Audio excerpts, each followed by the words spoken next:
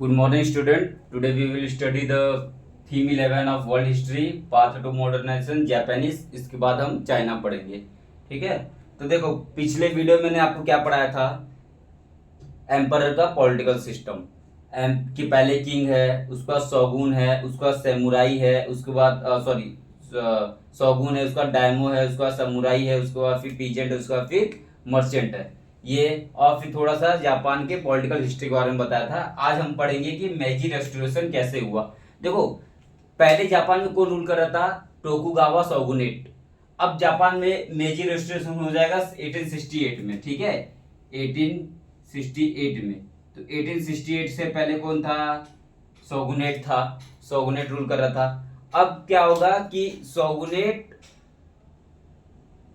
जब रूल कर रहा था शोगुनेट, तो उसके टाइम पे एक बंदा आएगा अमेरिका से. अमेरिका वाला अपने एक बंदा को भेजेगा जापान में जब शोगुनेट रूल कर रहा था. तो 1853 में आएगा कौन? यूएसए से कोमोडोर मैथ्यू पेरी. ये एकदम याद रखना है नाम. कोमोडोर मैथ्यू पेरी आएगा.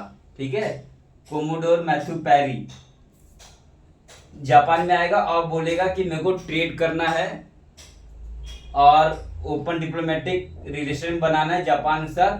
क्यों? क्योंकि जापान एक मार्केट है और उसके बाजू में जस्ट चाइना, वो भी एक मार्केट है. तो इसके लिए यूएसए ने कोमोडोर मैथ्यू पेरी को भेजा.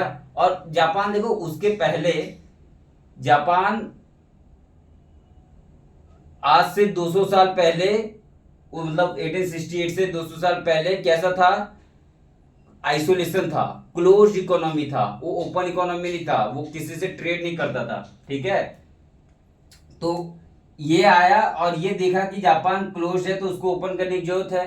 तो अब ये क्या बोला कि शोगुनेट को हटाना पड़ेगा और एम्परर को लाना पड़ेगा. और जापान के भी कुछ लोग थे जो इसका हेल्प किए. उन्होंने बोला नहीं, शोगुनेट को हटाओ, एम्परर को लाओ, जो एंशिएंट सिस्टम था जापान का. तो फिर क्या करते हैं इन लोग? कोमोडोर मैथ्यू पेरी और जापान के कुछ लोग मिलके शोगुनेट को हटा देंगे. जब शोगुनेट हटाएंगे तो शोगुनेट थोड़ी चुप बैठेगा, दोनों के पीछे लड़ाई होगा. तो लड़ाई हुआ, बोशिन वॉर. और बोशिन वॉर लड़ाई हुआ और ये बोशिन वॉर दोनों के पीछे लड़ाई हुआ. फिर शोगुन हार गया और बैटल ऑफ टोबा फुशिमी करके, बैटल ऑफ टोबा फुशिमी से एम्परर जीत गया और मेजी रेस्टोरेशन हो गया. और इसके बाद एक ट्रीटी साइन हुआ जिसका नाम है treaty of Kanagawa. Treaty of Kanagawa क्या किया? जापान को ओपन कर दिया to the foreign trade and Japan को एंड कर दिया 200 ईयर ऑफ आइसोलेशन से. ठीक है, उसका 1868 में जापान ने remove the shogun from the power and brought emperor Meiji to the Edo. ठीक है, उसको फिर ईडो में लाके रख दिया एम्परर मेजी को.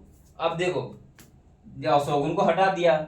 अब बहुत इंपॉर्टेंट है रिफॉर्म. ठीक है, रिफॉर्म बहुत इंपॉर्टेंट. रिफॉर्म क्या किया मेजी गवर्नमेंट ने? तो गवर्नमेंट ने एक तो पॉलिसी लॉन्च किया, क्या? फुकोकू क्योही, मतलब rich country and strong army. Rich country and strong army. तो गवर्नमेंट ने एक पॉलिसी लॉन्च किया, फुकोकू क्योही, रिच कंट्री होना चाहिए, स्ट्रॉन्ग आर्मी होना चाहिए.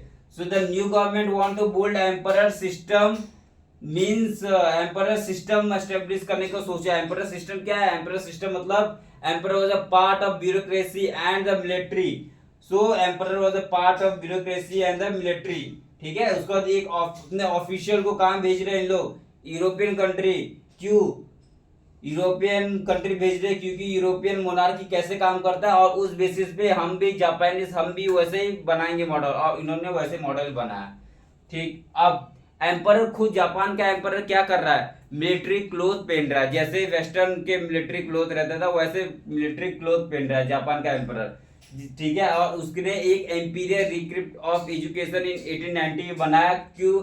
जाके लोग जो जापान के लोग हैं वो लर्निंग कर सके, परसू लर्निंग और public advance the public goods, promote the common interest. ठीक है, उसका भी एजुकेशन लाया, कंपलसरी एजुकेशन. एजुकेशन सिस्टम में क्या क्या किया जापान ने? कंपलसरी एजुकेशन लाया. बॉय एंड गर्ल का curriculum based on the western model.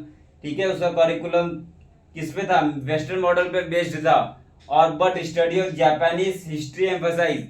Education तो वेस्टर्न मॉडल पे ला दिया, लेकिन पढ़ाता क्या था, जापानीज हिस्ट्री पढ़ाता था वो, ठीक है, और कंपलसरी एजुकेशन कर दिया बॉय गर्ल के लिए, और मॉडर्न आइडिया पे इम्फेसाइज किया, ठीक है। अब एडमिनिस्ट्रेशन क्या काम किया, बोला हम तो मिलिट्री को रिक्रूट करेंगे, तो recruit centre for the military. उसके बाद फिर ऑल द यंग मैन जो 20 साल के ऊपर थे सबको बोल दिया मिलिट्री सर्विस प्रोवाइड कर, सबको देना पड़ेगा मिलिट्री सर्विस।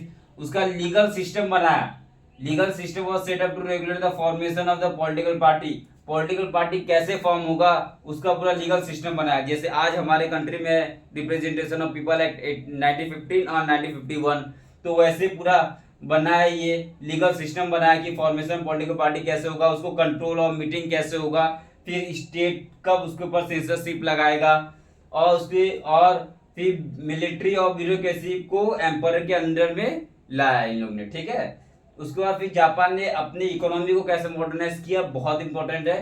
तो जापान में एग्रीकल्चर टैक्स लगाया ताकि फंड रेज कर पाए, और जापान के बाद गवर्नमेंट ज्यादा फंड है, जापान गवर्नमेंट अपने पीपल के लिए कुछ अच्छा कर पाए। उसका जापान ने फर्स्ट रेलवे लाइन इसी टाइम बनाया, टोक्यो से योकोहामा इन 1872। उसका टेक्सटाइल मशीनरी यूरोप से मंगाया, यूरोप से टेक्सटाइल मशीनरी मंगाया, लेकिन टेक्सटाइल मशीनरी तो ये जापान में किसी को चलाने आता नहीं है, तो उसने फॉरेन वर्कर्स को भी बुलाया और फॉरेन टेक्नीशियन को भी बुलाया, और बोला कि जापान के वर्कर को बताओ आप कैसे हम टेक्सटाइल मशीनरी चलाएंगे, यूज करेंगे। तो textile machinery was imported from the Europe and the foreign technician were also employed to train the worker of Japan as well as teach in the university and school, university और school में भी teach करना है। And जापानी student where send abroad, और जापानी student को abroad भेजा गया है और वहां पे पढ़ने के लिए। फिर 1872 में मॉडर्न बैंक का एस्टेब्लिशमेंट हुआ जापान में। उसका कंपनी, ये तो एकदम नाम याद रखना है, मित्सुबिशी और सुमोटोतो, मित्सुबिशी और सुमितोतो, ये तो कंपनी है। जैसे आज के टाइम पे टाटा कंपनी है, अडानी कंपनी, रिलायंस कंपनी है, वैसे मित्सुबिशी और सुमितोतो कंपनी है। Where help to the subsidy tax and benefit, इसको जो जापानीज गवर्नमेंट था उसको सब्सिडी देता था और इसको हेल्प करता था, क्या, to manufacture the ship building. और जैसे शिप बनेगा तो जापान क्या करेगा, अपने शिप में अब ट्रेड करेगा, इसीलिए इसको कंपनी को बहुत एम्फसाइज किया और इसको बहुत सब्सिडी दिया और टैक्स बेनिफिट दिया जापान ने, ठीक है। उसके बाद फिर जैव वस्तु बहुत इंपॉर्टेंट है। जैव वस्तु क्या है, जैसे मैं हूं, मेरी फैमिली है, मेरी फैमिली बहुत बड़ा बिजनेस चला रही है, तो मैं एक इंडिविजुअल है और मेरी फैमिली चला रही है, तो एक बिजनेस ऑर्गेनाइजेशन है मेरा और मैं इंडिविजुअल, मेरी फैमिली चला रही, तो उसको जैव वस्तु बोल दिए कि मैं जैव वस्तु हूँ। तो ऐसे जापान में बहुत सारे जैव वस्तु थे। तो zaibatsu large business organisation control by individual family develop हुआ। और ये सब इतना सारा जो जापान ने रिफॉर्म लाया, उसके कारण क्या होगा, उसके कारण पॉपुलेशन जापान की इंक्रीज हो जाएगी।